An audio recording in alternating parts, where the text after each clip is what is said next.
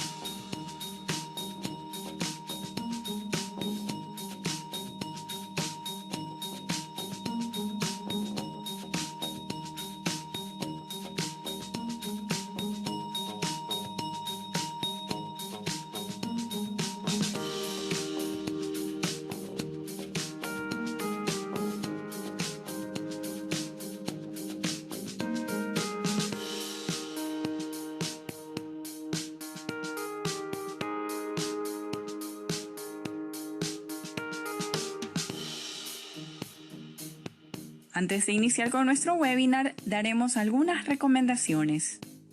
Por favor, mantenga en silencio su micrófono durante la intervención de nuestro expositor. Si tiene alguna duda o comentario durante la exposición, puede registrarlo en el chat. Al finalizar la conferencia, sus preguntas serán despejadas por nuestro expositor. Muchas gracias por seguir estas recomendaciones. Bienvenidos.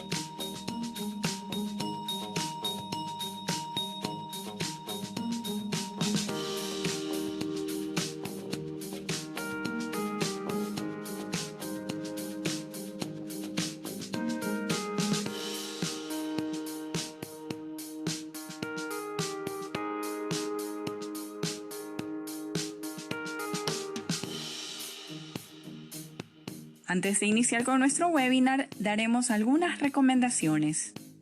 Por favor, mantenga en silencio su micrófono durante la intervención de nuestro expositor. Si tiene alguna duda o comentario durante la exposición, puede registrarlo en el chat. Al finalizar la conferencia, sus preguntas serán despejadas por nuestro expositor. Muchas gracias por seguir estas recomendaciones. Bienvenidos.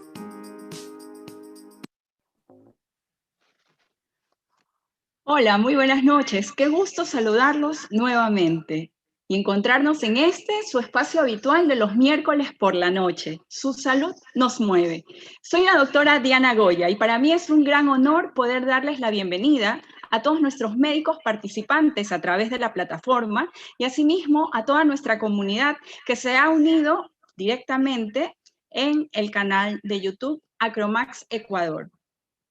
Quisiera, antes de iniciar y dar la presentación de nuestras ponentes invitadas, recordar ciertas indicaciones. A nuestros participantes les hemos pedido que mantengan inactivos sus micrófonos, asimismo su video, para evitar distracciones a nuestras expositoras. De igual manera, si usted tiene alguna duda, consulta o pregunta, por favor realícela a través del chat.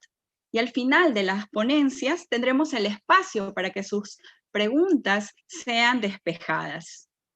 Pues bien, ahora sí, quiero en primer lugar darles la bienvenida a nuestras panelistas invitadas. Quiero que las conozcan, pues tenemos en esta noche desde Argentina a la doctora Sandra Salgado, a quien podemos ahora ver y saludar. Hola Sandra, buenas noches, qué gusto. Y asimismo, estamos teniendo la participación desde España con Noelia Bonifacio, quien es psicoterapeuta en psicosomática. Qué gusto, Noelia, bienvenida también, buenas noches. Buenas noches, muchísimas gracias, doctora Goya. Pues bien, ahora sí, quiero dar la introducción del tema. En esta noche pues vamos a abordar un tema muy interesante y pues para todos los médicos, sobre todo, que sepan que cuentan pues con una alternativa en la terapia del dolor y el manejo del dolor como tal. Para ello vamos a abordar esta noche el tema nocicepción y proceso inflamatorio celular. ¿Puede la hipnosis ser un adyuvante?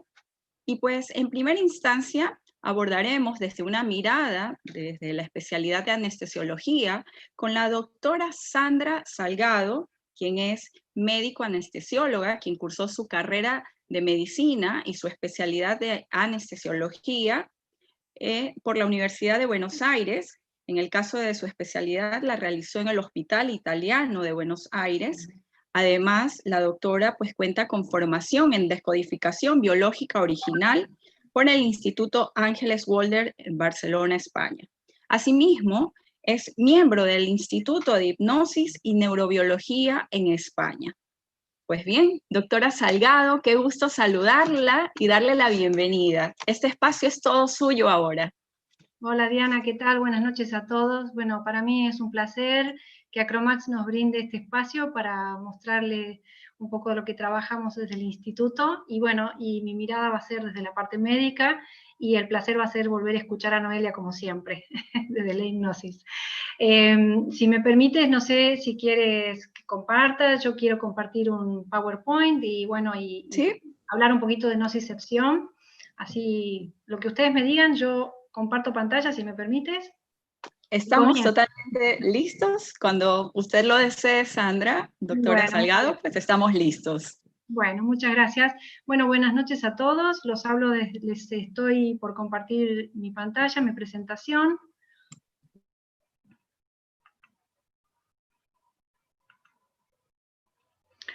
Yo soy médica anestesióloga, vivo en Buenos Aires, en la República Argentina, para los que no están acá. Mi tarea actualmente es trabajar en el Hospital Italiano de Buenos Aires, donde me desempeño como anestesióloga. Tengo la formación en medicina del dolor, la cual no ejerzo habitualmente porque mi subespecialidad también es la anestesia cardíaca pediátrica. Pero bueno, hoy traigo una mirada desde la nocicepción, un recuerdo de la neuroplasticidad y la neuroinflamación, y vamos a charlar un poquitito, gracias a la gentileza de los colegas que trabajan en dolor, voy a brindarles al final unos esquemas de tratamiento para dolores específicos. Sin más, quiero contarles, bueno, ya me he presentado. Me gustaría comenzar esta charla con esta cita, para que ustedes entiendan que el cuerpo acostado no es razón suficiente para suponer que la mente está en paz, y ese descanso a veces es lejos de ser reparador, como lo decía Séneca. Nosotros acostarnos o estar en una camilla, en un quirófano, a veces no repara, a pesar de tener a todos los especialistas alrededor, y la mente nos puede jugar un maltrato.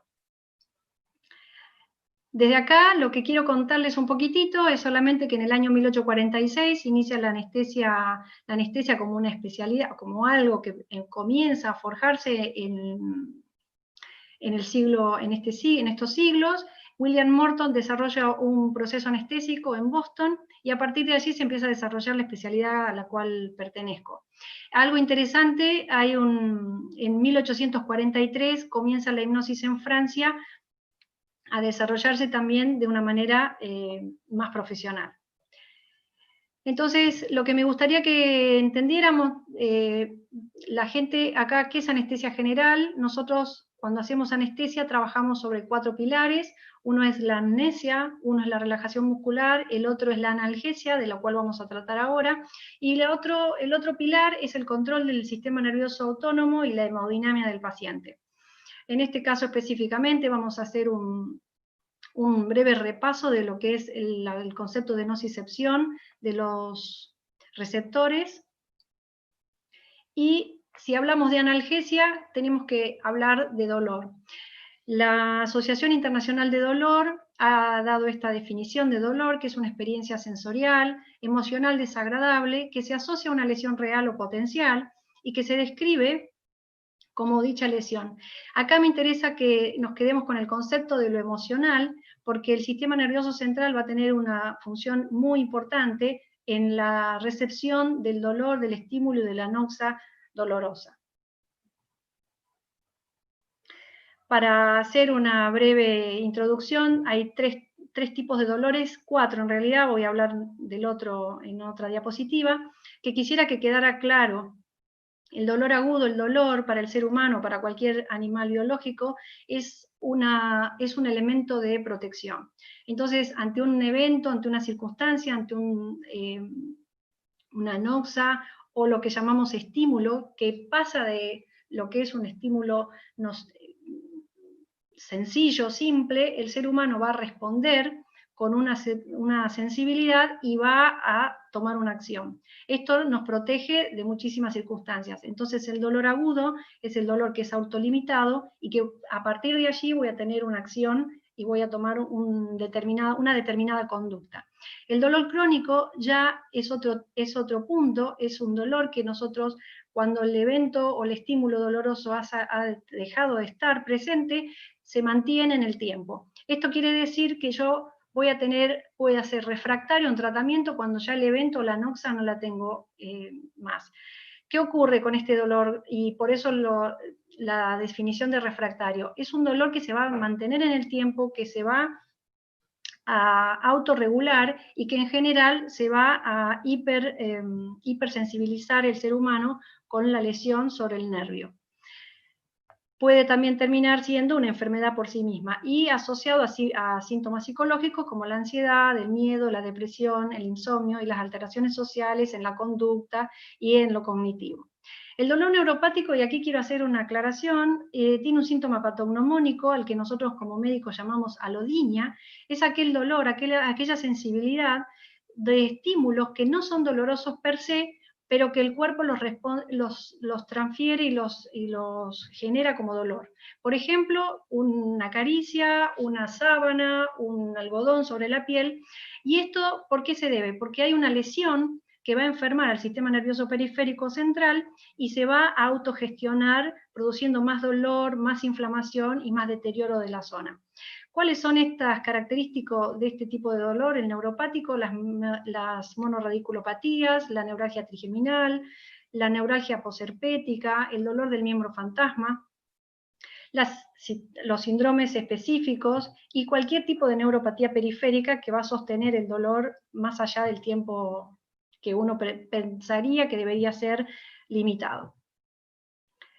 El último dolor que nosotros tenemos, al cual ya lo sabemos, que es un dolor visceral, un dolor que se manifiesta en el cuerpo, es aquel dolor que puede estar asociado a cirugía, dolor neuropático, algún tipo de tratamiento como la quimioterapia, la radioterapia, que produce mucositis, neuritis, dolores muy complejos de tratar, muy complejos de revertir, y esto está dado porque se produce necrosis de los tejidos, la invasión tumoral y la inflamación y el edema que este tumor genera con obstrucción y oclusión de cualquier tipo de órgano.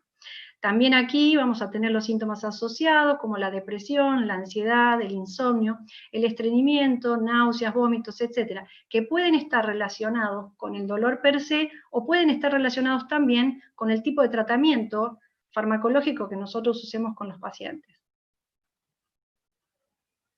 Ahora bien, un breve repaso de lo que son los nociceptores. Los nociceptores son solamente receptores que están a nivel cutáneo, musculares, articulares y viscerales, y que me van a informar a mí que algo no está bien. Entonces, ante el estímulo, o lo que llamamos como funcionalmente noxa o un estímulo doloroso, estos receptores, nociceptores, van a responder trabajando y accionando sobre los nervios que están a nivel periférico para llevar esa información, que puede ser una información térmica, una información mecánica, una información química, transformando esa información por las fibras nerviosas en información eléctrica con el cambio de la polaridad neuronal para llevar esta información a nivel central y que el cerebro tome una respuesta.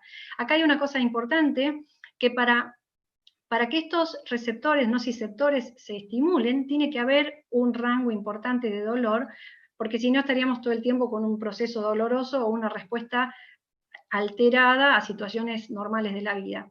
Y otra cosa, ante un estímulo nocivo, sí van a actuar, pero si no tenemos estímulo nocivo, el receptor se encuentra en reposo. Otra idea de repaso, que esto sería la manera de cómo el cuerpo responde ante el dolor. Dijimos que tenemos los nociceptores receptores del evento y transmite a través la transformación de ese evento, va a pasar por las fibras A delta y fibras C, que son fibras y las fibras viscerales, algunas mielínicas y las otras amielínicas. La fibra A delta va a transmitir rápida información al cerebro y en general son las que van a responder al dolor agudo, al dolor rápido, que uno va a tomar una conducta una vez que tiene el evento o la sensibilidad. La fibra C amielínicas tiene acá una característica muy importante, es un nociceptor polimodal, quiere decir que va a responder de manera lenta a todo el evento doloroso, a toda la noxa, y además se va a activar con sustancias liberadas por daño tisular.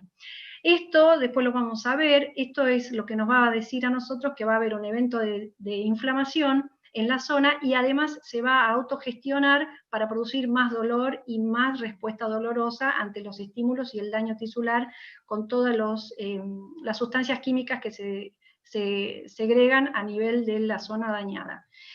Los nociceptores viscerales no son como lo mismo dice la palabra, están en la parte interna del cuerpo y también me van a avisar al cuerpo, le van a avisar ante alguna circunstancia dolorosa. Están ubicados en el corazón, en el pulmón, en los tractos respiratorios, y van a ser los encargados de informarnos a nivel interno que algo está ocurriendo. Uno de los ejemplos claros es la isquemia cardíaca, los embolismos y las congestiones pulmonares, y por supuesto los cólicos renales y biliares. El trabajo de parto también tiene que ver con el receptor visceral, que va a hacer una acción a nivel central en el evento. Entonces, ¿Cuál es la intención y el camino que toma esta información? Tenemos los nociceptores periféricos, van a accionar sobre los receptores centrales, y estos receptores centrales van a viajar hacia el asta posterior de la médula, y desde allí van a subir por lo que nosotros decimos espinotalámico, determinando a nivel central la respuesta. ¿Dónde van a actuar a nivel central? Donde el cerebro pueda discriminar y saber qué es lo que tiene que hacer en función a la acción dolorosa, al proceso doloroso.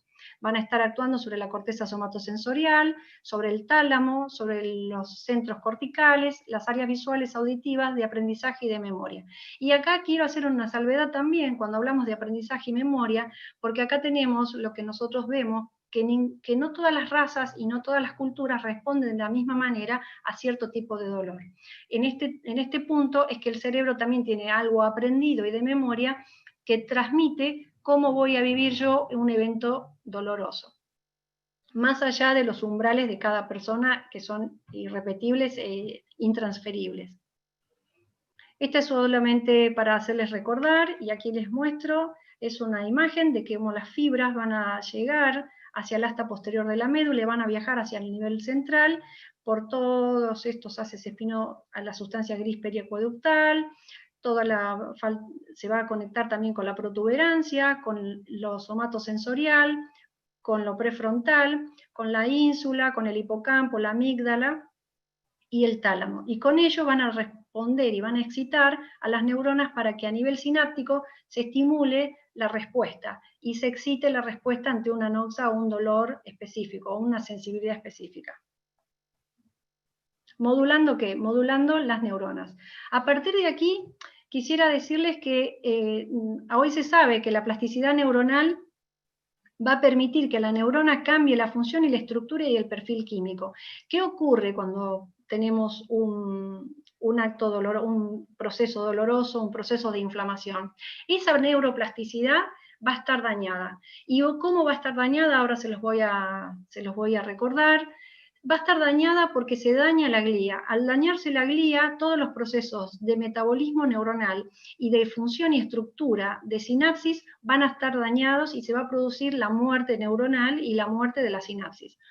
Entonces, cuando nosotros tenemos un dolor tisular o un dolor que permanece en el tiempo, proyectándose en el tiempo, generando inflamación y más inflamación que se autogenera, vamos a trabajar, este proceso va a lastimar y va a molestar a la neuroplasticidad neuronal. ¿Qué va a ocurrir una vez que hay un evento doloroso? Se va a producir todo un cambio a nivel del sistema periférico. Una vez que el cerebro captura la sensibilidad, va a generar una retroalimentación para que el sistema inmunitario active y se active también mediadores químicos y hormonales. Esto va a crear lo que en algunos momentos o en algunos años se llamaba la sopa inflamatoria, y no es más que solo mediadores químicos como sustancias que van a generar un proceso de inflamación en la zona, produciendo un cambio en la estructura, un cambio en la electricidad y un cambio en el desarrollo de la membrana celular, produciendo más inflamación, más dolor, más edema en el área. Estas sustancias, las más conocidas y las más estudiadas, son las interleuquinas, las prostaglandinas, las citoquinas, bradiquininas. Desde los mastocitos se van a segregar la histamina va a actuar sobre la membrana celular, produciendo disrupción de la membrana celular y dando más edema, más dolor. Esto retroalimenta el estímulo doloroso y retroalimenta a nivel central para poder y seguir manteniendo esta respuesta inflamatoria en la zona. Una de las sustancias que son estímulo y actúan sobre los receptores estimulantes de dolor es el glutamato, y además la sustancia P, y otra de las sustancias es la que nosotros también conocemos como el factor de crecimiento tumoral. Todas esas sustancias se liberan en el torrente sanguíneo, mantienen el sistema inmunitario activo y a su vez retroalimentan la acción del dolor a nivel central. Entonces, a partir de aquí llegamos a lo que nosotros denominamos la neuroinflamación. Esto se diferencia de la inflamación periférica porque va a generar dentro del sistema nervioso central más inflamación y más deterioro de la microglía o de las células gliales. En este punto me quiero detener también porque si sabemos que la neuromodulación la realiza la microglía, y esto ya se sabe que también tiene un efecto el complemento, es esencial para mantener esa neuroplasticidad cerebral y que esos circuitos neuronales contribuyan a esa protección y la remodelación de la sinapsis. ¿Qué haría la microglía sobre la sinapsis? La protegería y la remodelaría. De esta manera, y ahora se sabe, y he mandado una bibliografía para que lo leyeran los que están interesados, que entre la microglía y el complemento actuarían como una protección apoptótica de la neurona y de las sinapsis neuronales. ¿Qué quiere decir? Que cuando el cerebro, como el cerebro está en cambio permanente y en neuromodulación toda la vida, la microglía actuaría sobre sinapsis que no se han desarrollado o que no están necesaria en información porque no las tengo determinada, produciría una apoptosis, que es la muerte natural de la neurona, y recambiaría o modularía esa sinapsis. Al estar el proceso de neuroinflamación instalado a nivel central, lo que hace es muerte sobre la microglía. ¿Pero de qué manera? De esta manera, en este marco lo voy a mostrar. Al mantenerse una inflamación crónica sobre el sistema nervioso central, las citoquinas, hormonas y sustancias, como ya les contaba, de estímulo cerebral y estímulo para más dolor y más inflamación, son proinflamatorias, van a activar unos depósitos amiloides, del amiloide B, son depósitos de proteínas que se van a introducir entre la microglía, lastimando a la microglía y disrumpiendo acá, disrupción de lo que es la sinapsis. Al matar la microglía, la sinapsis no puede ser modulada y se produce la muerte de la neurona. Pero no una muerte natural, sino una sinapsis que podría ser efectiva, es disruptiva. A partir de este proceso de neuroinflamación, de retroalimentación e hiperalgesia e inflamación crónica, nosotros vamos a tener lo que llamamos los deterioros de que los deterioros conductuales, los deterioros cognitivos, las enfermedades como el Alzheimer, el Parkinson, están explicadas con este proceso de muerte glial y muerte de microglía, que actuaría sobre la neuromodulación y la neuroreacomodación de la sinapsis.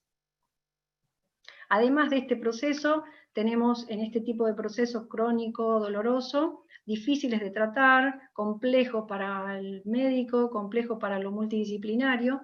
Este tipo de procesos, además del deterioro cognitivo, el deterioro como enfermedades deteriorantes y degenerativas, tenemos también la depresión, la ansiedad y todos los eventos conductuales que nos puede afectar cuando el cerebro no está en condiciones. Entonces, para terminar, quisiera, después de esta brevísima introducción y alguna explicación química, quisiera mostrarle algún esquema de tratamiento y agradecer al equipo de dolor del hospital que me ha brindado estos esquemas de tratamiento, y entender que el abordaje multimodal del dolor sumaría estas dos palabras a mi criterio, lo que se llama integración y multidisciplinario. Si yo entiendo que el abordaje multimodal consiste en combinar analgésicos y técnicas analgésicas con solo objetivo de producir una sinergia quiere decir disminuir esas dosis de fármacos o disminuir el dolor para evitar este dolor crónico, este dolor que lastima y este dolor que nos trae una neuroinflamación y produce deterioro. En lo integrativo multidisciplinario yo entraría con lo psicosomático y con todos los elementos que tenemos a disposición, además de los fármacos, para trabajar este tipo de pacientes que mantienen un dolor crónico persistente y que son difíciles de tratar. Entendiendo aquí, también tenemos los pacientes que van a cirugías mayores, como las cirugías torácicas, las mastectomías y las cirugías de amputaciones de miembro, que tienen un impacto doloroso y un dolor neuropático entre un 20 y un 80% con muy, muy difícil manejo. Para los colegas, quisiera brindarles estos dos esquemas de tratamiento leve, en el cual podemos trabajar desde la dosis de carga con antiinflamatorios, una dosis de mantenimiento de antiinflamatorios y dosis de rescate del opioide. Recordando siempre que todos los medicamentos ante un proceso doloroso tienen un criterio de regulación en la indicación. El segundo esquema podría ser tratado con una carga de antiinflamatorios no esteroideos, manteniendo con antiinflamatorios no esteroideos y dando dosis de rescate de antiinflamatorios no esteroideos, teniendo en cuenta siempre la condición clínica del paciente, teniendo en cuenta la función renal, la función hepática de los pacientes, y en cuenta también recordar que hay drogas antiinflamatorias que tienen un techo de toxicidad mucho más amplio que, por ejemplo, el paracetamol y la dipirona, en el caso de tener a mano este tipo de drogas. Para el dolor moderado, el perfil ya es diferente, ya tenemos un esquema de trabajo de carga con un opioide débil y un antiinflamatorio, manteniendo con el opioide débil y el antiinflamatorio, y dando en rescate opioides potentes. En un segundo esquema podemos iniciar el tratamiento con una dosis de carga de un opioide potente, mantenerlo con un opioide débil, un antiinflamatorio y un corticoesteroide, y una dosis de rescate o los rescates hacerlos con el opioide potente. Esto sería para un dolor moderado. A nivel dolor intenso, ya hablamos de dos esquemas. Un esquema se puede hacer en forma ambulatoria, el segundo esquema ya estamos involucrados los anestesiólogos, en general el segundo esquema. El primer esquema lo vamos a decir, es una dosis de carga de un opioide potente, un opioide potente reglado en mantenimiento con un AINE y un adyuvante. Recordar que los adyuvantes, estamos hablando de los neurolépticos, como la amitriptilina, y los anticonvulsivantes, o los que trabajan como la carbamazepina y el gabapentin. En la dosis de rescate puede ser con opioide potente. Y en el dolor, en el segundo esquema, ya estamos hablando de una infusión peridural con anestésicos locales y opioides, alfa-adrenérgicos y AINES reglados. Esto ya estaría dado en un proceso institucional, porque este tipo de procedimientos se lleva a cabo a nivel quirúrgico, cuando vamos a trabajar sobre tórax, abdomen superior, colocándole catéteres peridurales a los pacientes y manteniendo esa analgesia peridural posteriormente de la cirugía para la recuperación del mismo. En el dolor severo y muy intenso, que bueno, ya acá entraríamos en las neuropatías, dolores cancerígenos, dolores de muy intenso dolor o crónicos severos de tratamiento, hablamos de un esquema probable como opioide potente, reglado, AINE más adyuvante, y como rescate el potente. Y finalmente, yo le diría que ante dolores ya de difícil tratamiento y que no se pueda manejar, derivar a un especialista de dolor. Y acá hablamos ya de bloqueos peridurales, facetarios radiculares. En este caso lo puede trabajar cualquier anestesiólogo que haga dolor, pero también tenemos muchos médicos intervencionistas o radiólogos intervencionistas que hacen este tipo de tratamientos. Con respecto a la alcoholización y los neurolíticos, estamos hablando de situaciones más bien de cáncer.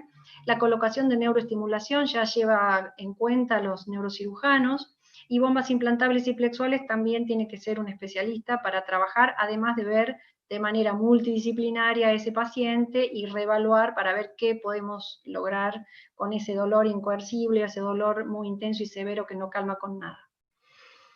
Bueno, hasta acá es mi presentación. Les quiero dejar que esta frase de Emile Coué, que es uno de los precursores también de la hipnosis, que él decía que para evitar esas dolencias provocadas por ideas y pensamientos poco saludables, buscáramos esos momentos, ideas que nos favorezcan un mejor estado de salud, mayor bienestar y un mayor grado de bienestar. ¿Qué quiere decir? Yo creo que a esta altura lo que nosotros tratamos de hacer como seres humanos es estar en un mejor estado de bienestar y darle lo mejor que tengamos a los pacientes. Tenemos todas las capacidades, tenemos la farmacología, pero también tenemos muchísimas otras herramientas que nos pueden colaborar para que este proceso doloroso, este proceso de neuroinflamación, este proceso que a veces es muy complejo de tratar, ver de qué manera lo podemos coadyuvar con las terapias alternativas y la psicosomático. Una de ellas es la hipnosis. Y aquí finalmente les dejo esta frase que me encantó, que nuestro cuerpo no sea la cárcel de nuestra alma, como decía Pitágoras. Muchísimas gracias. Muchísimas gracias a usted, doctora Salgado. Gracias por compartir con nosotros su experiencia y también pues dar ese paso a justamente abrirnos a nuevas alternativas. Y pues para hablar justamente de estas alternativas, Vamos a contar ahora con la participación de la licenciada Noelia Bonifacio, quien nos está acompañando desde España, y con ella abordaremos el tema hipnoterapia del dolor. La licenciada Bonifacio es directora del Instituto de Hipnosis y Neurobiología en España, cuenta con un máster en hipnosis ericksoniana en Los Talentos, España. Además es licenciada, trabajadora social clínica por la Universidad de Valencia, España. También licenciada en comunicación audiovisual por la Universidad Politécnica de Valencia y cursando pues la licenciatura en psicología por la Universidad Latinoamericana, ULA, en México. Pues bienvenida, licenciada Bonifacio. Muchísimas gracias por estar con nosotros. Muchísimas gracias, doctora Goya. Gracias a Cromax por tenernos aquí y brindarnos este espacio. Y efectivamente voy a comenzar compartiendo mi pantalla, mi presentación, donde aquí podéis ver en la primera... a ver, un segundito, a ver si puedo quitar, bueno, no importa, la imagen. Bueno, hipnosis en el tratamiento del dolor. Vamos a empezar a ver cuál es la aplicación que tiene la hipnosis dentro de todo lo que tenga el abordaje que ver con el dolor. Me he encontrado, casualmente, fijaros, me he encontrado con que el tema de hipnosis aplicado al dolor pues es lo que más estudios tiene. Es decir, si ya tenemos estudios de diferentes temáticas en hipnosis, en la aplicación de diferentes enfermedades, tanto patologías físicas como psicológicas, pues me he encontrado que con el dolor, pues aparte de que fue la precursora de la hipnosis en la aplicación de la anestesia para el dolor, dentro de todas las temáticas en las que se aplica la hipnosis, pues fíjate por dónde que me he encontrado que tenemos muchos estudios realizados sobre ello. Gracias por la presentación y abordamos primero que todo una breve introducción sobre lo que es la historia de la hipnosis.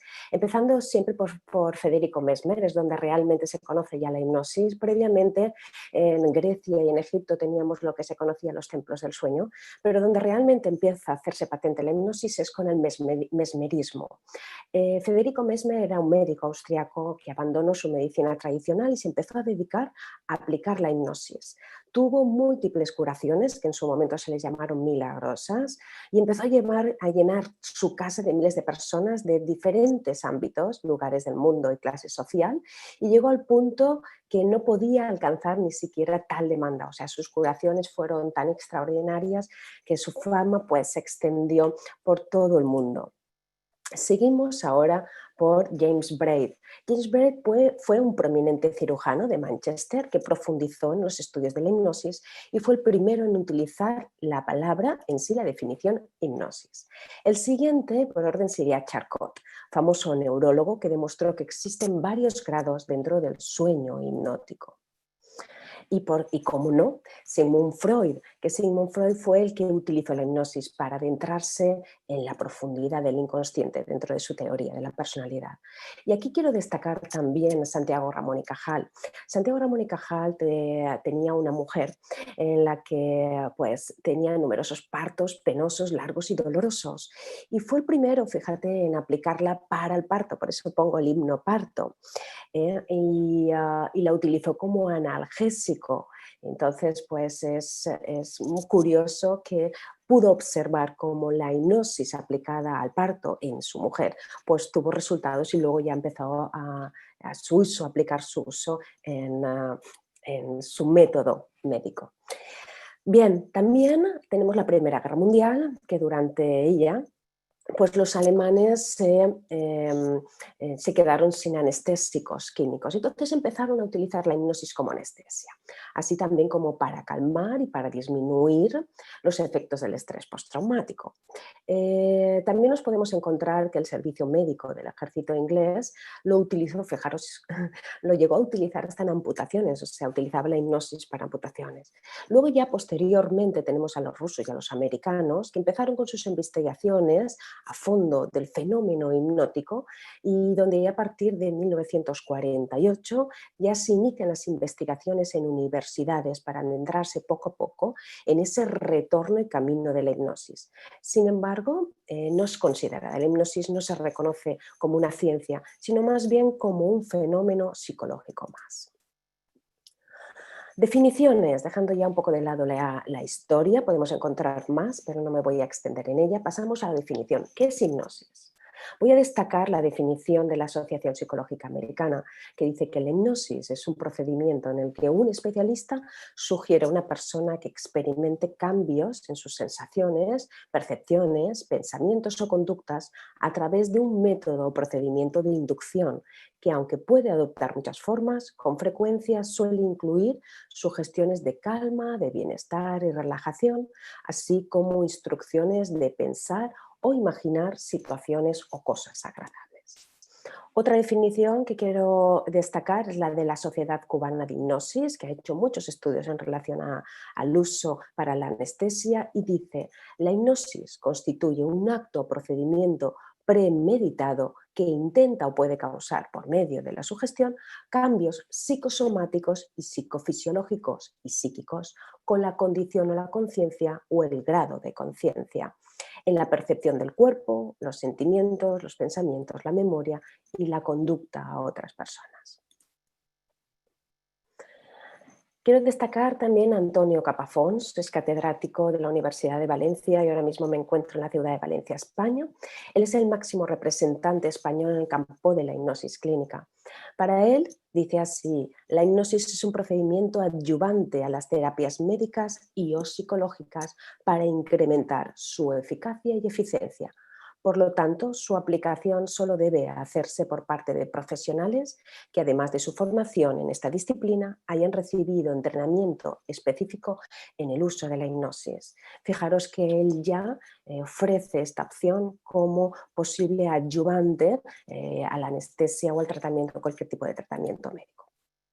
Me voy a centrar en dolor en cefaleas. ¿Por qué? Porque son las más comunes, son las que de normal se requiere con más frecuencia, ¿no?, en las consultas de los profesionales de la salud. Y ya la OMS dice que casi la mitad de los adultos han sufrido al menos una cefalea el año pasado. Así que me voy a centrar en los estudios en estos casos, dividiendo y haciendo...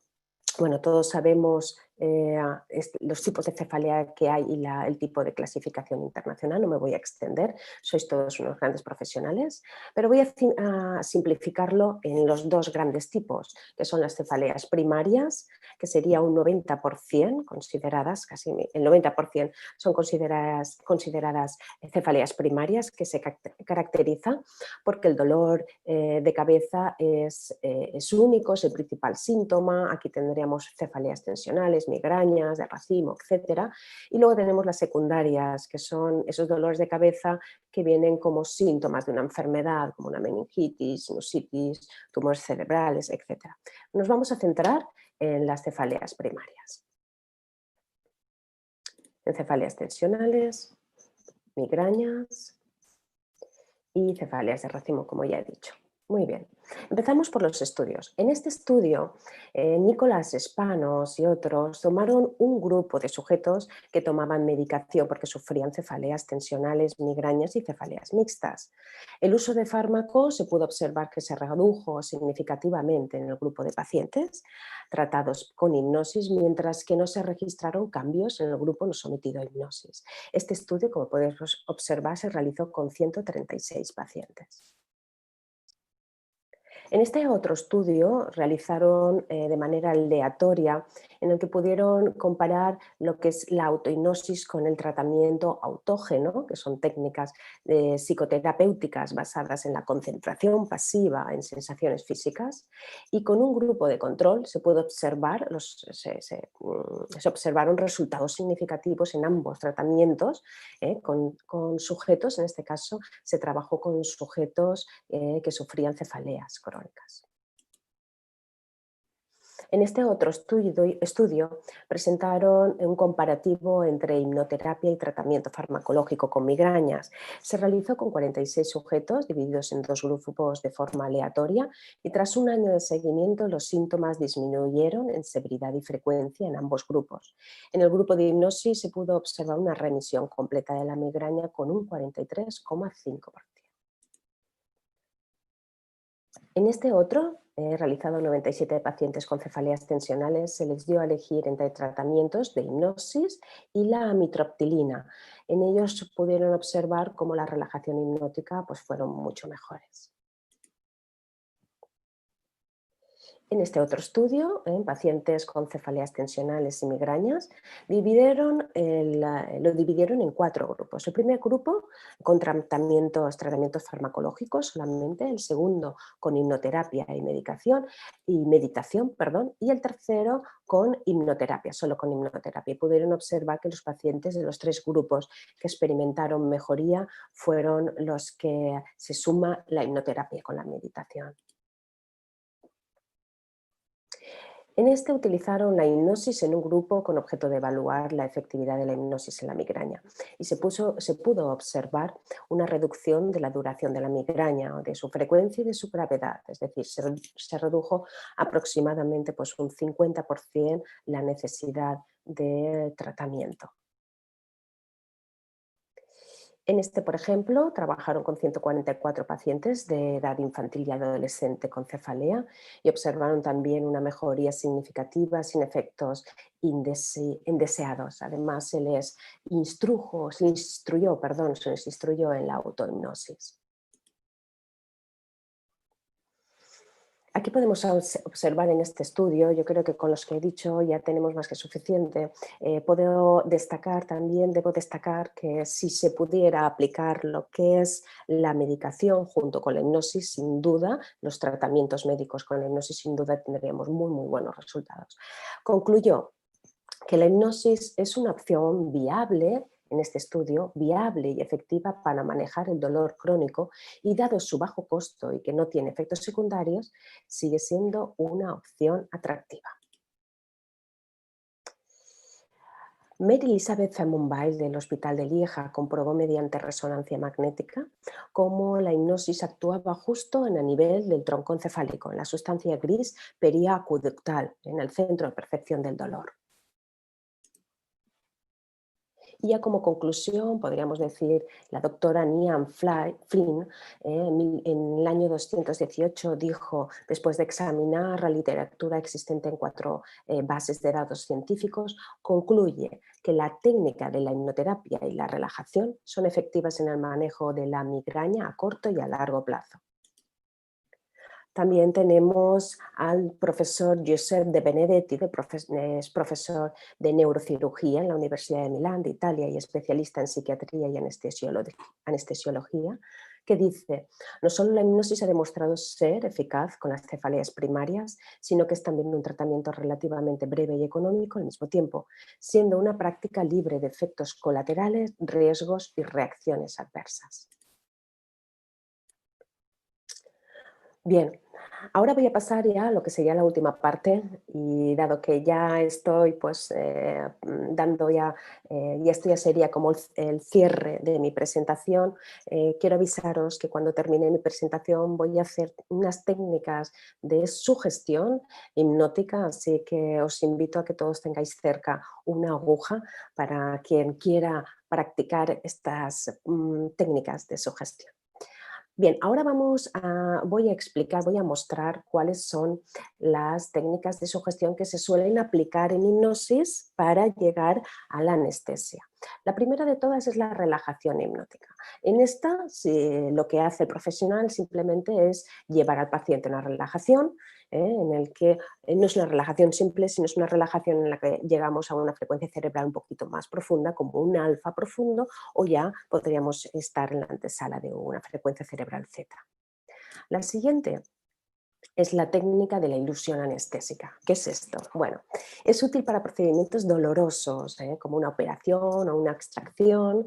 Funciona igual que la anestesia química y cuando se utiliza como autohipnosis como analgésico. Se utiliza pues llevando a la persona a que visualice que lo que está entrando en su cuerpo es el líquido anestesiante. Hay diferentes técnicas, pero esta es una de las que más solución tiene, mejores resultados, podríamos decir. Otra técnica que utilizamos es la sustitución sensorial, es decir, que sustituimos la percepción de un sentido por otro, como por ejemplo pasarnos de una percepción cinestésica a una auditiva, a una olfativa, a una gustativa, a una visual, es decir, que la persona cuando esté junto con el médico en el momento de la anestesia o de la operación, pues no esté con ese sentido, sino llevarlo a que empiece a tener más prevalencia otros sentidos que no sea, pues, por ejemplo, el cinestésico. Otra técnica que aplicamos es el desplazamiento del dolor.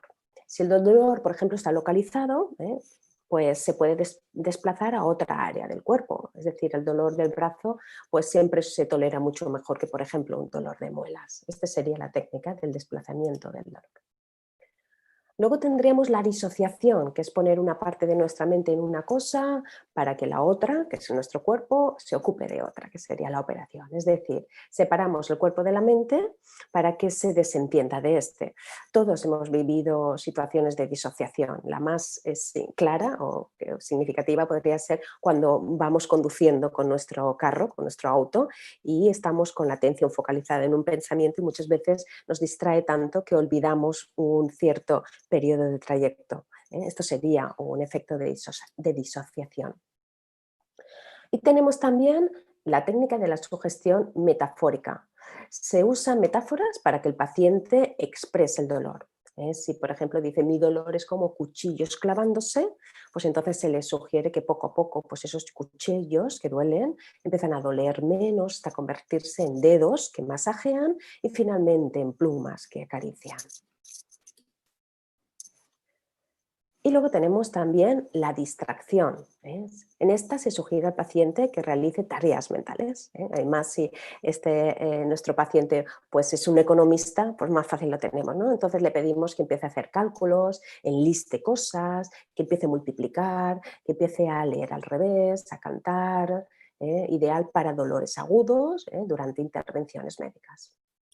Y ya para finalizar, la técnica de la oncotermia hipnótica. Esta técnica la he utilizado en bastantes ocasiones porque estuve trabajando durante varios años en el Instituto de Medicina y Oncología Holística en Barcelona, y allí en la unidad de psicosomática aplicaba en pacientes oncológicos, aplicaba mucho la hipertermia hipnótica y con muy buenos resultados. En esta técnica se basa en el método convencional de la hipertermia, el calor desde el exterior para destruir esas células malignas que no son capaces de sobrevivir a altas temperaturas. Bien, y ahora voy a poner breve ya para finalizar, 3 vídeos donde podemos ver cómo médicos y anestesiólogos pues, han utilizado y han aplicado la hipnosis para la anestesia. Voy a dar paso. Este sería el primero.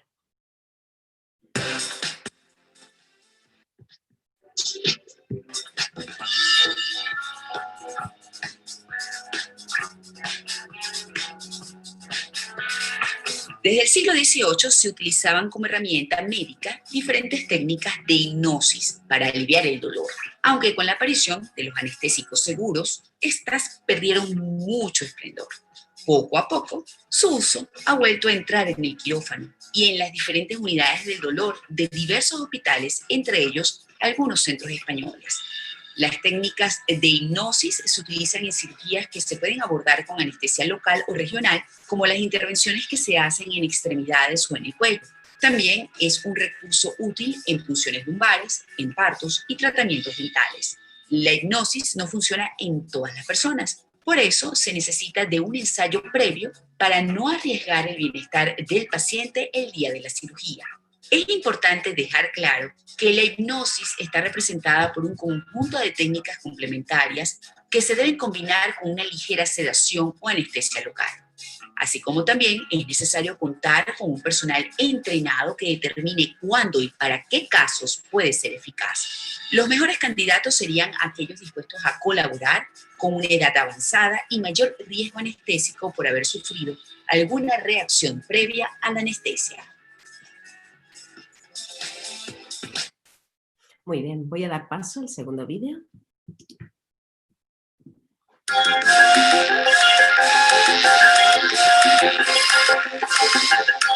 Science. Pauline tiene 27 años y está intentando abandonar lo que ella llama pequeñas adicciones. Quiere dejar de fumar y de comer entre horas. Para conseguirlo ha decidido probar con la hipnosis. Un médico le acompaña en su viaje hacia el inconsciente. El tabaco está simbolizado por un rotulador que durante la sesión Pauline acaba soltando sin siquiera darse cuenta.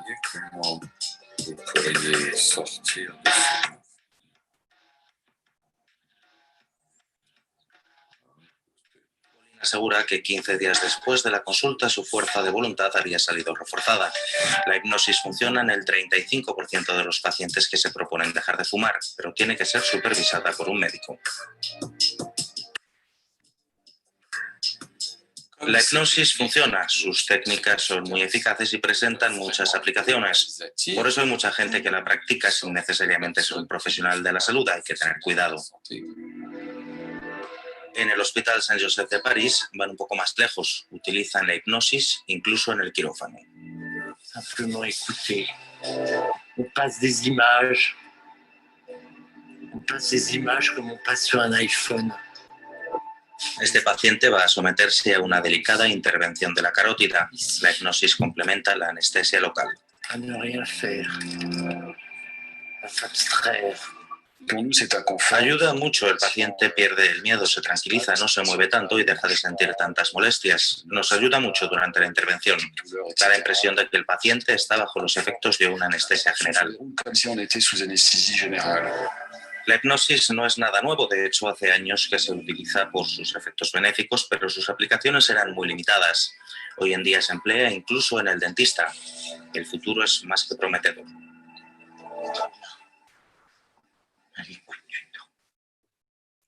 Y voy a dar paso al último vídeo. En este vídeo vamos a ver al doctor Ángel Escudero. El doctor Ángel Escudero es un gran referente en el uso de la anestesia hipnótica para sus operaciones. Es muy conocido, tiene muchos vídeos que podéis encontrar en YouTube donde se le ve operando.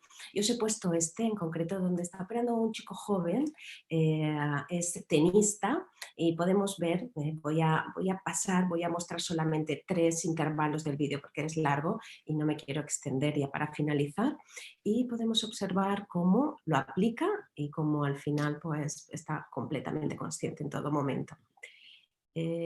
Aquí en este caso opera él y es su hija la que está llevándole a la sugestión hipnótica, a la anestesia hipnótica en todo momento durante la operación. Bueno, vamos a ver, Roger, me estabas contando que juegas al tenis. ¿Desde qué edad? Desde hace 4 años, desde los 12. Desde los 12.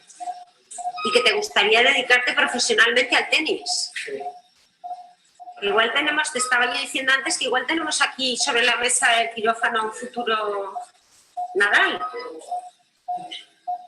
¿Te gustaría realmente? Sí. Porque vamos a ver, un chicarrón que con tu edad está haciendo lo que está haciendo, tiene madre de campeón. Bueno, y con lo ligero que vas a estar, ahora cuando te pongas de pie, que vas a tener las piernas muy ligeras, vamos hablando de... pues todavía vas a jugar al tenis mejor. ¿Qué asignaturas te gustan más? Veas eso. Sí, educación física. Obviamente. Pero a todos los chicos nos gustaba, ¿eh? ¿Educación física a los chicos os solía gustar? ¿Sí? No todos, pero... Sí. Sí. Óyeme una cosa, entonces ¿educación física es tu preferida? Bueno, aquí podemos observar ¿Qué perfectamente tienes, cómo él profesor? está consciente y ya cuando finaliza la operación, pues fijaros, el paciente está hablando con Dile su que la familia, intervención está acabada. Ya está acabada. está Dile que en un terminada. ratito estamos allí. En un ratito voy. Pero que se acabó ya. Se terminó. Vamos a ver ahora cómo se levanta por sí mismo. Sí, sí. Vale.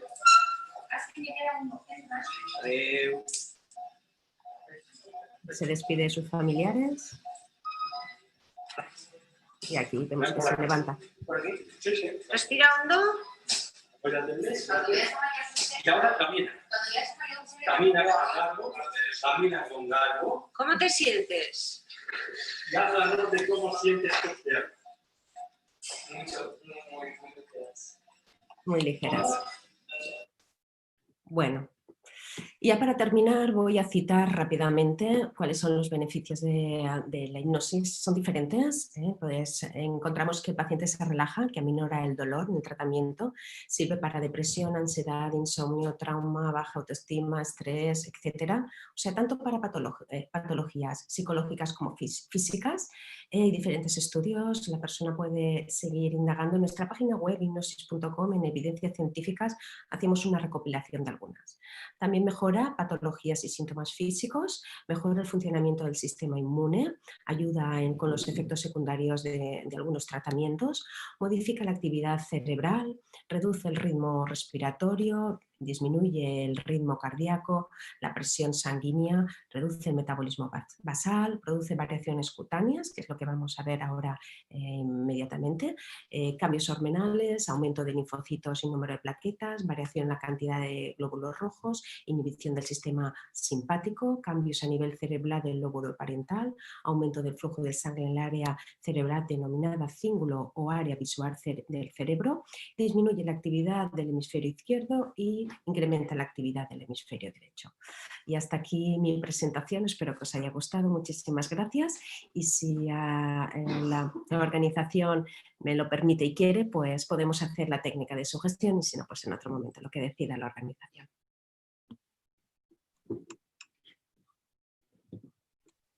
Muchísimas gracias, licenciado Bonifacio.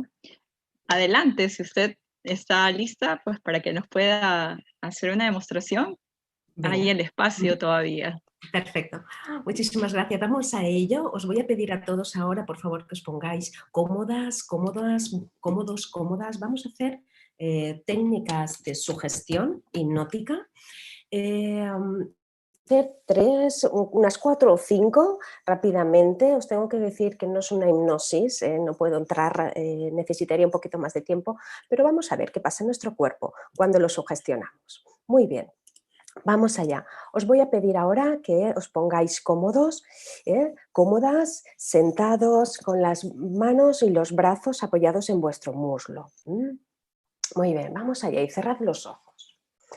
Siéntete cómoda en tu silla, cómodo en tu silla, y apoya tus brazos y tus manos sobre tus muslos. Y ahora con los ojos cerrados. Te será mucho más fácil imaginar. Aunque puedes abrirlos cuando quieras, te sugiero que los mantengas cerrados. Relájate, dejando caer todo tu cuerpo por su propio peso.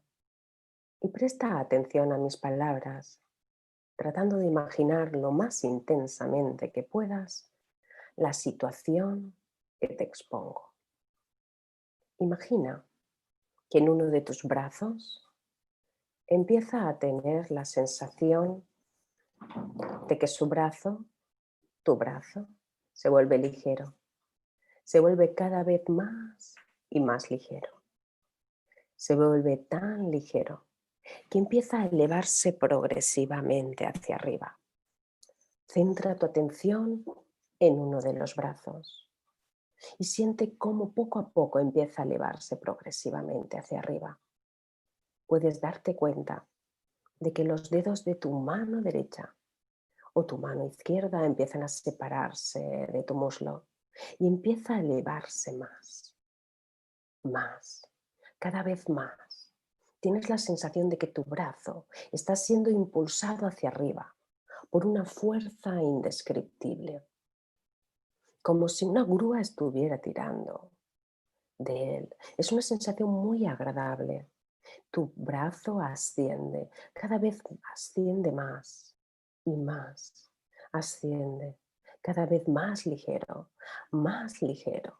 tan ligero que sientes que flota, que levita hacia arriba, Se eleva cada vez más alto, más alto, más alto. Cuanto más se eleve tu brazo, más relajado te sentirás. Más, mucho más.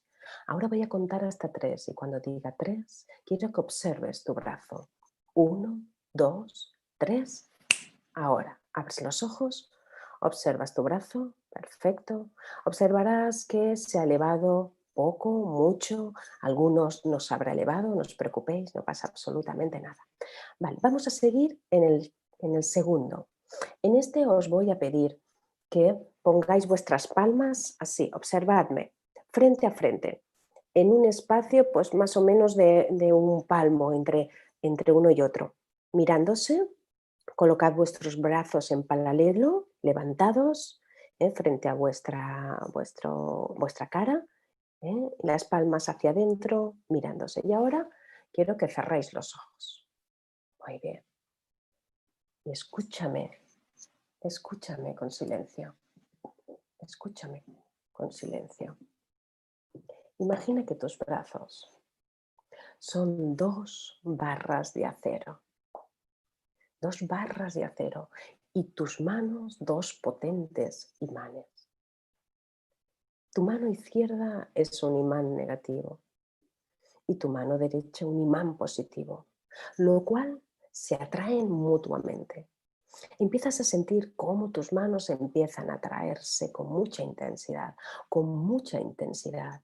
Siente cómo tus brazos se mueven y tus manos se acercan la una a la otra. Cada vez se acercan más y más cerca y más cerca. Casi se rozan, casi se juntan, casi se unen. Son 2 potentes imanes que se atraen con fuerza. Tus manos se están juntando, se están uniendo. Cuanto más intentes separar tus brazos, más se van a juntar y más se van a atraer, porque tus manos son 2 potentes imanes que se están juntando, se están uniendo, se juntan, se unen, se pegan, se pegan. Hay una energía muy potente. Quiero que sientas esa energía potente que hay entre tus manos, de atracción mutua entre ellas. Ahora voy a contar hasta 3 y a la de 3 abres los ojos y observas la distancia que hay en tus manos. 1, 2, 3. Ahora. Muy bien. Observad vuestras manos. En algunas personas, seguro que en la gran mayoría, por no decir todos, estarán mucho más cerca y algunos de vosotros pues, se habrán juntado por completo. Perfecto, esos son los grandes sugestionables. Bien, seguimos en el tercero. Este test tenemos que juntar, observadme por favor, tenemos que entrelazar nuestras palmas, nuestros dedos, juntar las palmas y entrelazar nuestros dedos, situarlo frente a la altura de nuestra boca y también cerramos nuestros ojos. Perfecto. Y escúchame con atención. Mi voz te acompaña. Ahora imagínate que tus manos son 2 piezas de acero soldadas entre sí, de forma que sea totalmente imposible separarlas. Son 2 piezas de acero soldadas entre sí. Tus manos están pegadas, están soldadas. Tus manos están totalmente soldadas entre sí. Cuando te diga que las separes, tendrás las manos tan pegadas que te resultará totalmente imposible separarlas, por mucho que lo intentes. Es más, cuanto más intentes abrirlas, menos lo conseguirás, porque tus manos están soldadas, muy soldadas, selladas, muy selladas, pegadas, muy pegadas entre sí. Siente lo pegadas que están, siente tus dedos fuertemente unidos. Tus manos están duras, sólidas, rígidas. Tus manos están tan juntas y tan pegadas que parecen una sola pieza. Es totalmente imposible separar tus manos. Cuanto más trates de hacerlo, más imposible te resultará conseguirlo. Inténtalo, están fuertemente pegadas. Inténtalo, están fuertemente unidas. Inténtalo con más fuerza, están totalmente soldadas. Es imposible soltarlas. A la cuenta de 3 abrirás tus manos. 1, 2, 3. Ahora. Puedes abrir tus manos y relajarte completamente. Perfecto. Seguro que en este también todos habéis sentido esa fuerza, ¿verdad que sí? Venga, nos quedan 2 rápidamente, vamos al siguiente. Ahora os voy a pedir que cerréis los ojos, os pongáis cómodos y sencillamente escuchadme con los ojos cerrados. Siéntete confortablemente y presta atención a mis palabras. Ahora imagínate en medio de un desierto muy extenso. No hay nadie a tu alrededor. Solo estás tú caminando y caminando. Llevas horas caminando por la arena y has estado expuesto a un sol abrasador. Durante todo ese tiempo no has podido ingerir ningún líquido, ni siquiera un sorbo de agua. Nunca antes te habías sentido tan sediento como te sientes ahora. Nunca en tu vida habías sentido tanta sed como sientes ahora. Tienes mucha sed, cada vez tienes más sed. Te sientes que cada vez estás más y más sediento. Tienes los labios resecos, la boca reseca, incluso la garganta está reseca. Para evitar tanta sequedad necesitas tragar. Necesitas tragar saliva. Necesitas a toda costa humedecer tus labios. Tienes tanta sed, mucha sed, cada vez más y más sed. Tienes tus labios, tu boca, tu garganta reseca, muy reseca, cada vez más y más reseca. Y ahora frente a ti descubres un oasis con agua, donde acampan más personas con sus animales. Te acercas sediento, te acercas y bebes, te refrescas, estás bebiendo, te estás refrescando. Refrescas tu boca, tu lengua, tu garganta. A la cuenta de 3 despiertas. 1, 2, 3. Muy bien. Perfecto. En esta prueba de sugestión, aquellas personas que hayan tragado o hayan sentido su garganta o boca seca habrán superado esta prueba. Y ahora sí, ya para finalizar os voy a pedir que por favor toméis en una de vuestras manos, en la mano dominante, por lateralidad, que sujetéis una aguja. Sujetad la aguja, si sois diestros, en la mano diestra y cerrad vuestros ojos. Sentaros confortablemente, muy bien, con tus brazos bien apoyados, a ser posible los apoyáis sobre vuestros muslos o sobre la mesa, sujetando la aguja, y si la sujetáis en vuestra mano derecha, el brazo que vais a anestesiar va a ser el izquierdo, justo el brazo contrario. Muy bien. Ahora visualiza que tu brazo izquierdo, si sois diestros, se está poniendo pesado, muy pesado, porque se está convirtiendo en un brazo de piedra. Visualizad bien vuestro brazo como un brazo de piedra, como las esculturas de mármol. Visualiza tu brazo como una escultura de mármol, con sus vetas de color blanquecino, repartidas de forma irregular. Tu brazo es una roca marmórea de color rosáceo, compacto y de grano fino. Eso hace que cada vez tengas menos sensibilidad en tu brazo, porque tu brazo se está transformando en un brazo de piedra que hace que desaparezca cualquier sensación que tengas en él. Conforme te relajas más y más, sientes su pesadez. Su sensibilidad va desapareciendo de manera progresiva. Ahora voy a contar del 10 al 1 y cuando llegue a 1, tu brazo será como el de una escultura de mármol. 10, más y más profundo. 9, tu brazo se va transformando. 8, se va insensibilizando. 7, se convierte en un brazo de piedra. 6, no sientes nada en tu brazo. Por mucho que quieras, tu brazo se pierde por completo. Pierdes por completo su sensibilidad. 5, más y más anestesiado. 4, se convierte en un bloque de piedra. 3, más y más insensible. 2, ya no sientes nada. 1, tu brazo está completamente insensible, completamente anestesiado. No sientes nada, absolutamente nada en tu brazo. Ahora vas a tomar la aguja con tu mano contraria y vas a hacer pequeños pinchazos suaves sobre la piel de tu brazo anestesiado, sin sentir prácticamente nada. Por más que quieras, te resulta totalmente imposible tener sensaciones en ese brazo, porque tu brazo es de mármol. Tu brazo está anestesiado.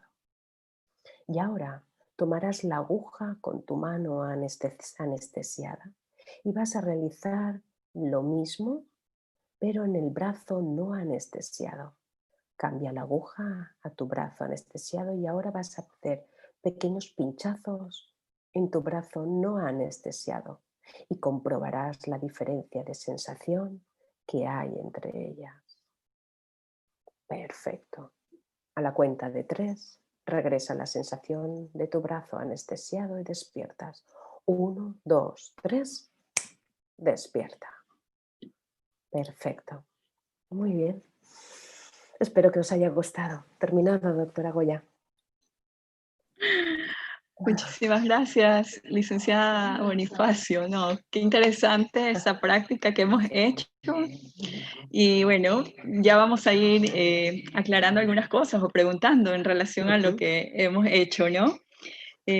Bueno, mientras tanto, en el chat hemos tenido una buena participación también de quienes nos están acompañando con mensajes y bueno, pues felicitándolas a ambas y pues también han sido ellos bastante cuestionados e interesados por el tema. Pues bien, ahora vamos a dar paso a algunas de las preguntas que nos han hecho llegar a través del chat. Y voy a iniciar con la doctora Salgado, quien pues si nos podría ayudar por favor.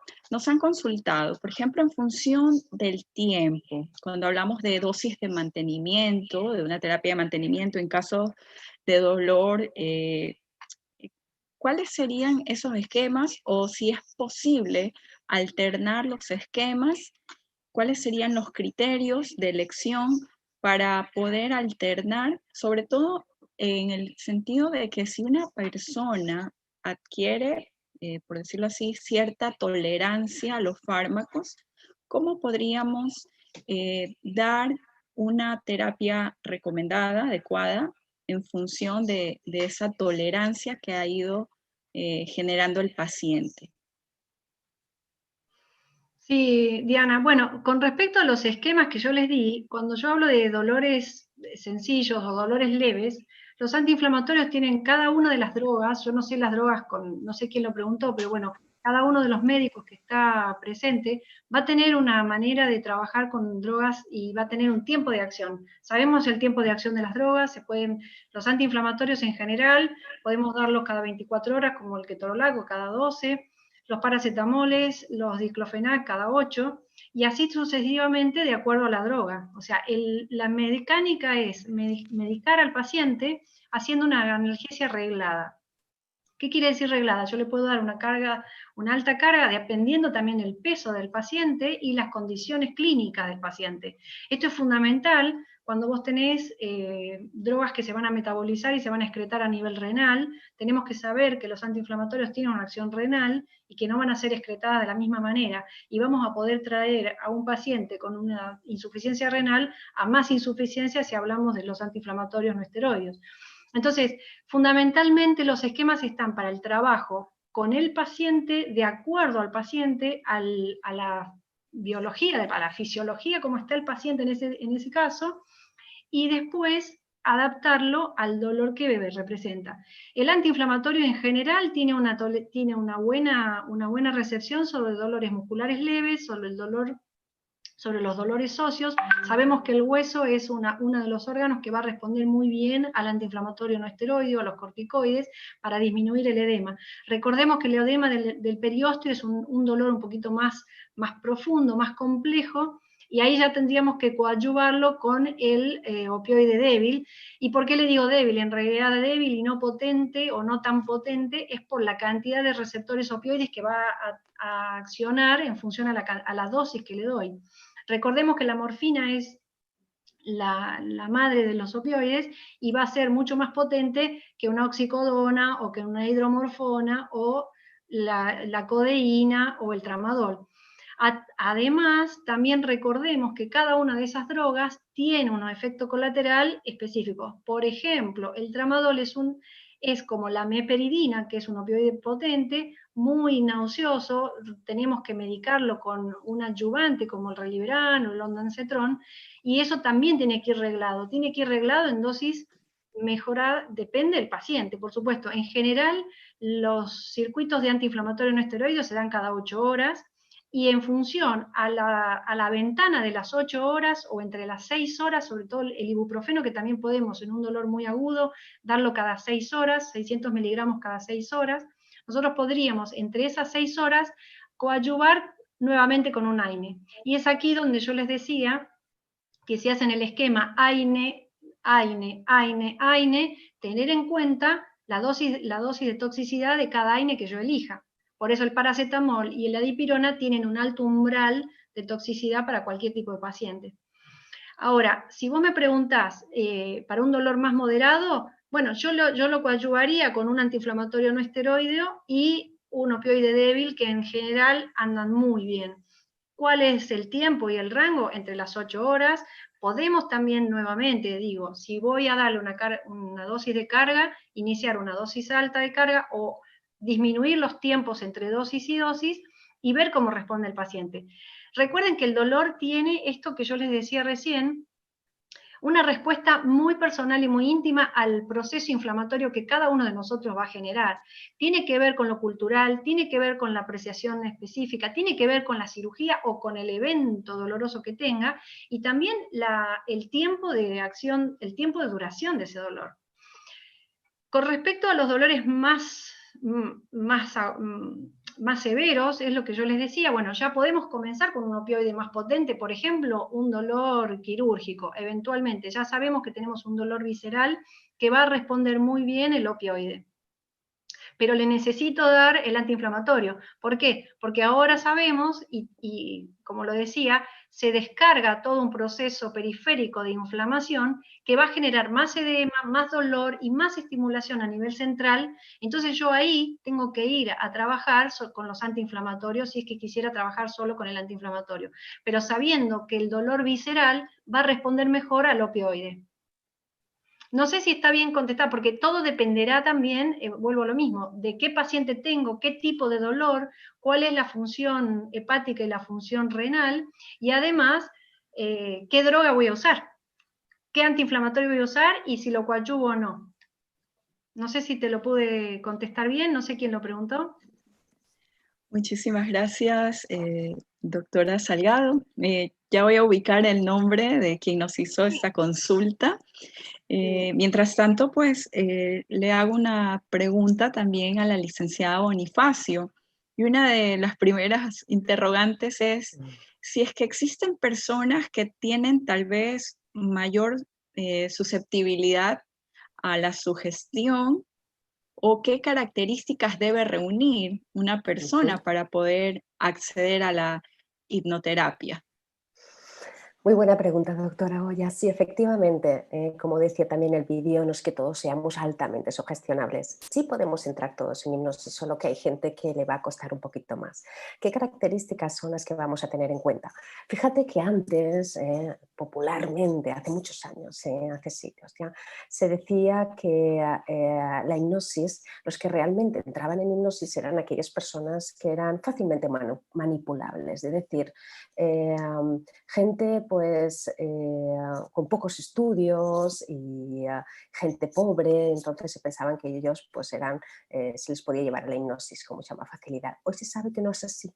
Fíjate, lo que se requiere es concentración. Una de las características que se requiere para ser altamente sugestionable es que sea una persona que tenga atención focalizada, concentración y sobre todo pues se han dado cuenta de que las personas que con más estudios, que han leído más y tienen más facilidad para disociar su mente en un momento dado, pues son muy sugestionables.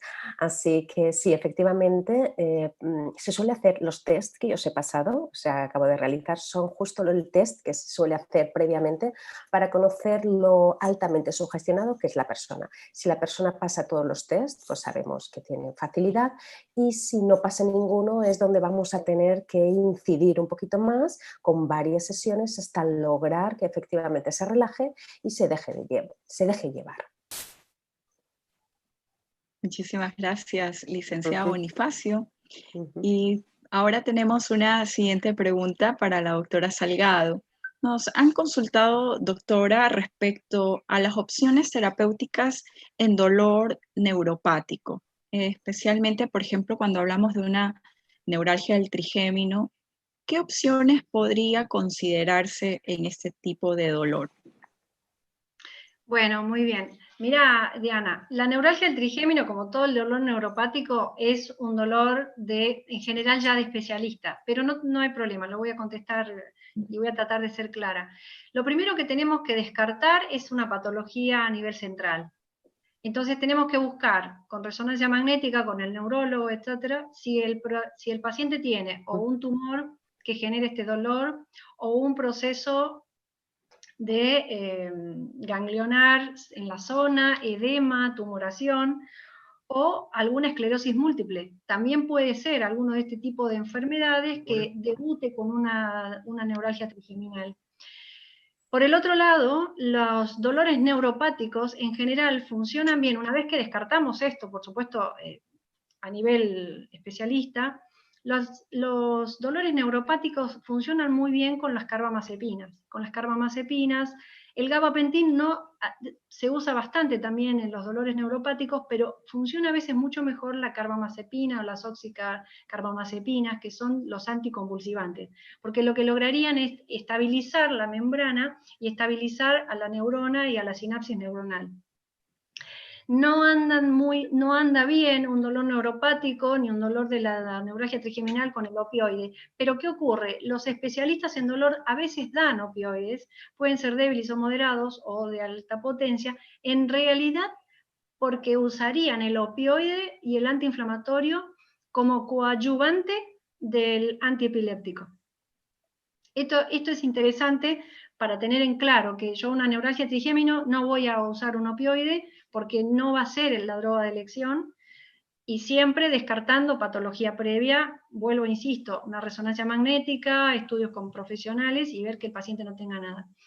Y después las carbamazepinas funcionan bien, los ayudantes, como yo les decía, los ayudantes como la amitriptilina también funcionan, y esperar, la rehabilitación también anda bien, y también otro tema con la neuralgia trigeminal es que no todos los pacientes tienen el mismo tipo de neuralgia trigémino y algunos son no me sale la palabra, autolimitadas, porque a veces se produce por un síndrome de estrés, se produce por una lesión herpética, por una lesión virósica, y se autolimita en el tiempo. Lo que ocurre es que es un dolor neuropático que molesta bastante y además tiene patología a nivel mecánica de la cara, y bueno, eso no es muy cómodo. Después no te podría decir otra cosa porque habría que ver lo que quedaría si no funciona nada de esto y es un dolor recidivante, ya un tratamiento con neurocirujanos, con radiofrecuencia o alcoholización del ganglio, pero esto ya tenemos que ir a un especialista, que es lo que yo les decía recién, los bloqueos que ya se realizan a nivel con anestesia general, y bueno, y bloqueos por el neurocirujano con la radiofrecuencia o el bloqueo de alcoholizaciones, ¿no?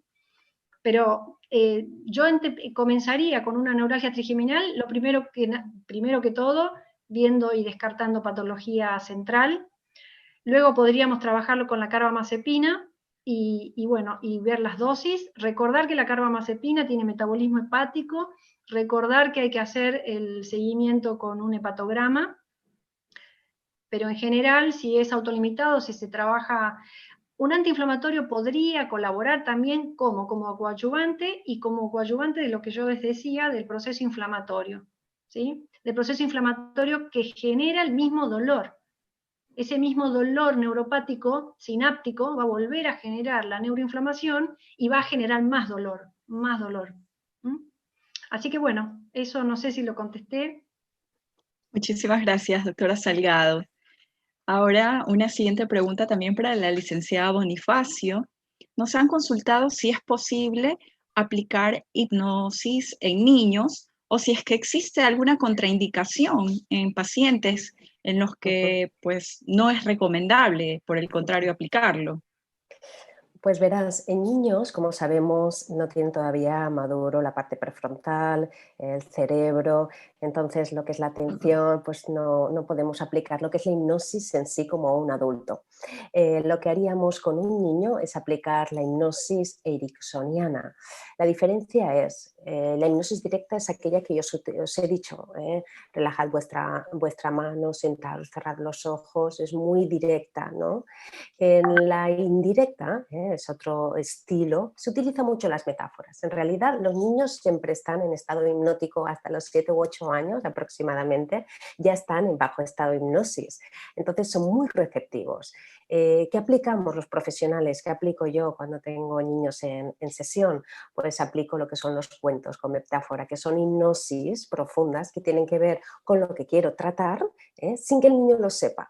Entonces es muy bonito, me encanta trabajar con niños porque en realidad estoy aplicando una hipnosis metafórica sin que ellos lo sepan, con un cuento donde es un mensaje a su inconsciente para que se puedan producir pues, esos cambios a nivel fisiológico o de comportamiento, dependiendo de lo que estemos tratando con el niño. Pero sí, claro que es posible. Muchísimas gracias, licenciada Bonifacio. Doctora Salgado, en relación a la pregunta anterior, nos han consultado si es posible, tal vez dentro de la opción terapéutica que usted mencionaba, asociar carbamazepina con pregabalina, por ejemplo. ¿Es posible esta asociación o no es recomendable? Sí, sí es posible, sí es posible. Se puede asociar las dos, lo que tienen que ver es con qué responde mejor. Ahora se usa muchísimo la pregabalina, pero en general lo que he conocido es que el trigémino responde a veces mejor a las carbamazepinas que a la pregabalina, pero poder asociarlas se las puede asociar perfectamente, porque lo que está tratando es de coadyuvar el efecto de ambas, minimizando la dosis y la concentración de la dosis, así que se podría asociar y si responde, fantástico, son esos dolores que uno quiere que responda, así que me parece bien. No es Muchísimas problema. gracias. Muchas gracias, doctora Salgado. Licenciada Bonifacio, también nos han consultado si es posible realizarse autohipnosis o no es posible. Sí es posible, claro que sí, es una técnica distinta que yo pues enseño a mis pacientes. Es decir, qué bueno es que el paciente cuando venga a sesión pues pueda disfrutar de lo que es una hipnosis, porque cuando vienen a sesión yo siempre les digo, vas a disfrutar de un spa mental, porque cuando terminas una hipnosis la persona se queda tan bien, tan relajada y tan a gusto que es como visitar un spa, pero mental, ¿no? Entonces lo que yo hago es también los instruyo en la práctica de la autohipnosis. ¿Para qué? Para que ellos en casa se puedan autosugestionar ellos solos y inducir a un estado letárgico, no llegamos al trance hipnótico como pueda ser en terapia guiado por un profesional, pero sí ya con las órdenes que la persona tiene que autosugestionarse, en este caso sería para el dolor, para mejorar y poderlo aplicar en cualquier momento cuando el paciente lo necesita. Así que es una herramienta muy útil porque no solamente va a ser en un contexto terapéutico, sino que la persona en casa en cualquier momento puede también practicarlo. Y cuanto más lo use, cuanto más lo practique, mejores resultados va a tener. Usted nos comentaba ciertas patologías en las que también puede ser de utilidad la hipnosis y respecto a esto nos han consultado si, por ejemplo, sería posible aplicar hipnosis en pacientes que padecen fibromialgia. Claro que sí. Sí, de hecho yo tengo pacientes con muy buenos resultados. Justo mañana la primera paciente que tengo es así, con fibromialgia, y sí, porque, insisto, les da mucha paz. O sea, el primer resultado que vamos a tener sí o sí va a ser la relajación, pero una relajación más profunda, porque por frecuencias cerebrales conseguimos llegar hasta un estado alfa profundo, incluso zeta, cuando llegamos al trance hipnótico. Entonces la persona, cuando sale del estado de la hipnosis, se encuentra muy bien, muy a gusto, y si encima hemos podido trabajar las diferentes técnicas de sugestión anestésica o de traslación del dolor, o las que os he explicado, pues mucho más. Se puede aplicar, hay estudios que se aplican hasta con quemados, o sea, fijaros, hasta con dolores tan intensos como puedan ser eso, y hemos visto también en la práctica cómo lo aplican la anestesia hipnótica en la cirugía. Así que sí, yo te digo que la aplico y efectivamente sí tengo resultados porque el paciente se encuentra muy, muy bien. Muchísimas gracias, licenciada Bonifacio. Y bueno, una última pregunta para realizarle a la doctora Salgado, y luego una última pregunta para la licenciada también, agradeciéndole pues que nos está acompañando hasta esta hora, dado la diferencia horaria para usted, sobre todo, licenciada. De verdad, muchísimas gracias. A vosotros. Doctora Salgado, más que una pregunta, quisiera tal vez que nos comente en relación a estas opciones. ¿Qué tanta apertura hay en su país y su experiencia, pues, aplicándolas también, ¿no? Si nos podría comentar, y bueno, para también de esta forma tal vez motivar a nuestros colegas a que pudieran abrirse también a estas nuevas opciones. Me estás preguntando, Diana, a la hipnosis, ¿a eso me estás preguntando? En relación a la hipnosis. Bueno, Argentina tiene escuelas de psicología y hay escuelas de hipnosis acá en Argentina. En el hospital donde yo trabajo, probablemente los psiquiatras lo realicen, no sé si todos, o los psicólogos. No es una práctica habitual en el hospital donde yo estoy, es más tradicional, pero sí hay personas que la realizan y se coadyuva si uno va o sea, me parece que Argentina está muy abierta a lo que es hipnosis, descodificación, acupuntura, homeopatía. Se está tratando mucho este tipo de asociaciones con la medicina en general, y muchos médicos y muchos clínicos ya están derivando a los pacientes que les piden alguna referencia a centros donde realizan este tipo de acompañamiento, ¿no? Así que bueno, la Argentina es bastante abierta en este momento, sobre todo en la terapia psicosomática. No sé si le he contestado, pero bueno. Muchísimas gracias. Esa es la idea, abrir el... Así es. Muchísimas gracias, doctora Salgado. Y bueno, por último, licenciada Bonifacio, consultarle, bueno, ahora hemos tenido ya una experiencia, ¿no?, con lo que usted nos ha permitido, con las técnicas de sugestión que realizamos previamente, pero sería posible tal vez llegar, escuché, hay un estado que se llama de trance hipnótico, entendería que esto es lo más profundo, ¿verdad?, dentro de la hipnosis. ¿Es posible realizarlo esto de forma virtual? Dado que ahora estamos pues con este tiempo de pandemia que nos ha tocado vivir, pues ¿podría ser posible realizarlo por esta vía, por ejemplo? Pues sí, efectivamente es posible, ¿Sí? es posible, sí. La técnica es un poco diferente, pero es que yo, por ejemplo, ahora mismo todas las terapias las estoy haciendo online, y especialmente para cuando atiendo pacientes de otro país. Sí es posible, tengo que decir que hay tres tipos, hay una escala Berghem, hay tres tipos de profundidad hipnótica, ¿vale? Estaría la más suave, la media, la letárgica y la sonambúlica. La última sí se pueden producir como pequeños trances hipnóticos, es como si fuera como, aquí lo llamamos como la duerme-vela, como que estás pero no estás, regresas, te duermes, te despiertas, es un estado muy agradable, ¿no? Este estado es muy bueno porque es muy permeable el inconsciente y muy receptivo a nuestras órdenes, a nuestras sugestiones. Entonces sí se puede aplicar, se puede llegar al mismo estado de forma virtual.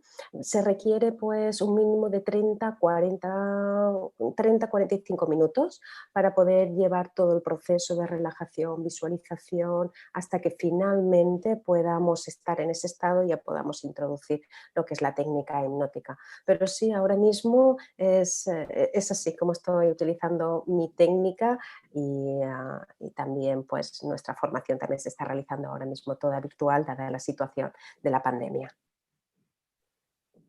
Bueno, muchísimas gracias. Y ahora se nos quedaron algunas preguntas que nos llegaron finalmente por el chat, pero creo que usted, licenciada y doctora, pues si desean compartir sus contactos para que también pues nuestros colegas, si desean pues también poder entrar en contacto con ustedes, pues si nos permiten con su correo, lo pueden ahora compartir también. Mientras tanto, y antes de dar el agradecimiento formal y despedirlas, quisiera invitar a nuestros participantes que nos han acompañado también hasta este momento a que ahora puedan activar sus cámaras de video para que también nuestras ponentes invitadas puedan ver a nuestros participantes. Esto pues lo realizamos cada semana para poder también, como decimos acá, pues abrazarnos virtualmente. Este ya es un espacio fijo, un espacio tradicional que tenemos y pues que nos permite aquí encontrarnos cada semana. Entonces, mientras nos ayuda a producción haciendo un paneo de todos los participantes, también pues reciban este caluroso saludo de nuestro lindo Ecuador, de diferentes partes de nuestro país nos han estado acompañando. También he visto que nos han escrito colegas y pues invitados que nos han estado acompañando desde México, desde Chile, desde Uruguay, desde Argentina, y pues a todos ellos también les agradecemos por acompañarnos y por disfrutar de este tiempo que ha sido muy, muy interesante, muy bonito. Y bueno, ahora sí, reciban este saludo muy afectuoso, muy caluroso, y de esta forma pues agradecerles a cada una en primera instancia. Doctora Sandra, muchísimas gracias por acompañarnos, gracias por aceptar nuestra invitación.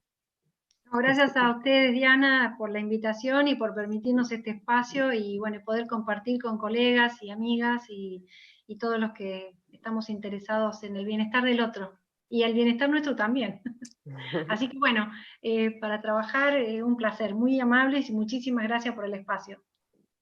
Pues a través suyo, que todos nuestros hermanos argentinos reciban también un fuerte abrazo desde Ecuador.